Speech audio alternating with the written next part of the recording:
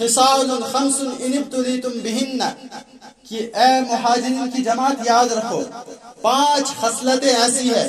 5 چیزیں، 5 جرائم ایسے ہیں، ان ابتلیتم بہن ونزلن بکم، جب تم ان 5 طرح کے جرائم میں پھنس جاؤ، ونزلن بکم اعوذ باللہ ان تدرکوہن، اور میں تمہارے بدلے پناہ مانگتا ہوں اللہ سے کہ کہیں تم اس میں مبتلا نہ ہو جاؤ، کہیں تم اس زمانے کو نہ پاؤ، اعوذ باللہ ان تدرکوہن، میں تمہارے بدلے پناہ مانگتا ہوں۔ اور کیا فرمایا؟ پہلی چیز لم تظہر الفاحشۃ فی قوم قط حتی یعلنوا بها الا فشا فیہم الطاعون والاوجاع التي لم تکن فی اسلافہم الذین مضوا، کہ یاد رکھو کہ جب کسی قوم میں فحاشی اور عریانیت، بے رہ روی، بد اخلاقی، انارکی اور اس طرح کی برائیاں جنم لے اور کھلے عام یہ چیزیں ہونے لگے، لم تظہر الفاحشۃ فی قوم، جب فحاشی عام ہو جائے کسی قوم میں، حتی یعلنوا بها، اور اتنا ہی نہیں کہ بلکہ اس کے لیے باضابطہ اعلانات ہو اور کھلے عام یہ کیے جانے لگے، اور اس کے لیے باضابطہ سٹیجز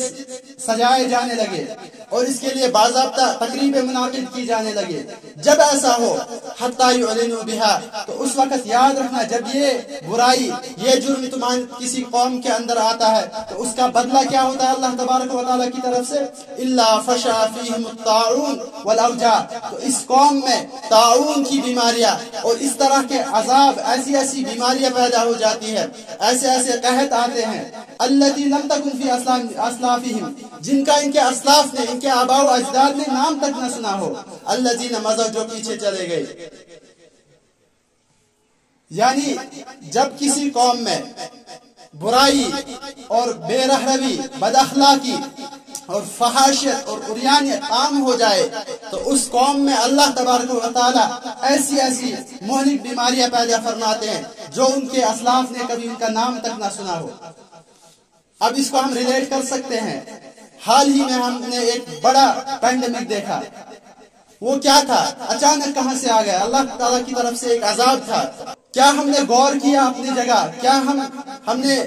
یہ تصور میں لایا کہ کہیں یہ اللہ تبارک و تعالیٰ کی طرف سے ہمارے لیے ایک عذاب، ایک خبردار کرنے کے لیے یہ تو نہیں تھا؟ لیکن اس کے باوجود اگر ہم نے اپنی زندگیوں میں تبدیلی نہیں لائی، یہ دور بھی ہم نے دیکھا، حالانکہ کووڈ-19 جو ہم نے دیکھا، اس سے چند دن پہلے یا چند ماہ پہلے اس کا نام تک بھی کسی کو معلوم نہیں تھا، لیکن پورے عالم میں جو تباہی اس نے مچائی اس کے ہم گواہ ہیں، ہمیں کسی سے پوچھنے کی ضرورت نہیں ہے۔ تو یہ کس کا نتیجہ تھا؟ نبی اکرم صلی اللہ علیہ وسلم نے فرمایا جب کسی قوم میں فحاشی عام ہو جائے، عریانیت، بد اخلاقی، بے رہ روی عام ہو جائے تو اس قوم میں بیماریاں ایسی ایسی پھیلیں گی جس کا ان کے آباء و اجداد نے نام تک نہ سنا ہو۔ آج ہم اسپتالوں میں دیکھتے ہیں کیسی کیسی مہلک بیماریاں ہیں اور لا علاج بیماریاں پیدا ہو رہی ہیں، اور ہر طرح کے سپر اسپیشلٹی ہسپتال بنائے جا رہے ہیں، اسپتال بنائے جا رہے ہیں، الگ الگ بیماری کے لیے الگ ہسپتال۔ یہ سارے ہمارے اعمال ہیں۔ ظہر الفساد فی البر والبحر بما کسبت ایدی الناس، اپنے ہاتھوں کی کمائی ہے۔ تو نبی اکرم صلی اللہ علیہ وسلم نے فرمایا پہلی چیز یہ ہوگی، فحاشی عام ہوگی تو اس کا نتیجہ یہ ہوگا ایسے طاعون، ایسی بیماریاں پیدا ہوں گی جس کا اسلاف نے نام تک نہ سنا ہو۔ دوسری چیز فرمائی وَلَمْ يَنْقُصُوا الْمِكْيَالَ وَالْمِيزَانَ إِلَّا أُخِذُوا بِالسِّنِينَ وَشِدَّةِ الْمُؤْنَةِ وَجَوْرِ السُّلْطَانِ عَلَيْهِمْ، دوسری چیز جب کسی قوم میں ناپ تول میں کمی ہونے لگے، جب کسی قوم میں عدل و انصاف کا پیمانہ ختم ہو جائے اور ناپ تول میں خیانت آ جائے تو یاد رکھنا الا اخذوا بالسنین، تو اس قوم میں قحط سالی عام ہو جاتی ہے، وشدت المعونہ، اور ان کی معیشت تنگ ہو جاتی ہے، بے روزگاری جسے ہم کہتے ہیں، بے روزگاری بڑھ جاتی ہے، اور وجور السلطان علیہم، اور ان پر جو ان کا بادشاہ ہوتا ہے اس کی طرف سے ان پر ظلم بڑھنے لگتا ہے۔ یہ کس کا نتیجہ ہوتا ہے؟ جب کسی قوم میں عدل و انصاف ختم ہو جائے اور خیانت، ناپ تول میں کمی ہونے لگے، اس کا نتیجہ یہ ہوتا ہے کہ اس قوم پر سب سے پہلے قحط آتا ہے، قحط سالی عام ہو جاتی ہے، اور اس کے بعد دوسری چیز کیا ہوتا ہے، اس میں معیشت تنگ کر دی جاتی ہے، انمپلائمنٹ. ہم انمپلائمنٹ کا رونا روتے ہیں، لیکن اس کے اسباب کیا ہے؟ اور جو سب سے بڑا سبب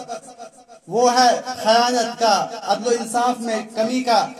اور ایک دوسرے سے برا معاملہ کرنے میں. ان ساری چیزوں کا نتیجہ یہ نکلتا ہے کہ معیشت جو ہے وہ تنگ کر دی جاتی ہے. اور وجاور السلطان علیہم، تیسرا نتیجہ اس کا یہ بھی نکلتا ہے کہ جو ان کا حاکم ہوتا ہے وقت کا، وہ ان پر ظالم بن کر ان پر مسلط ہو جاتا ہے. آج ہم دیکھتے ہیں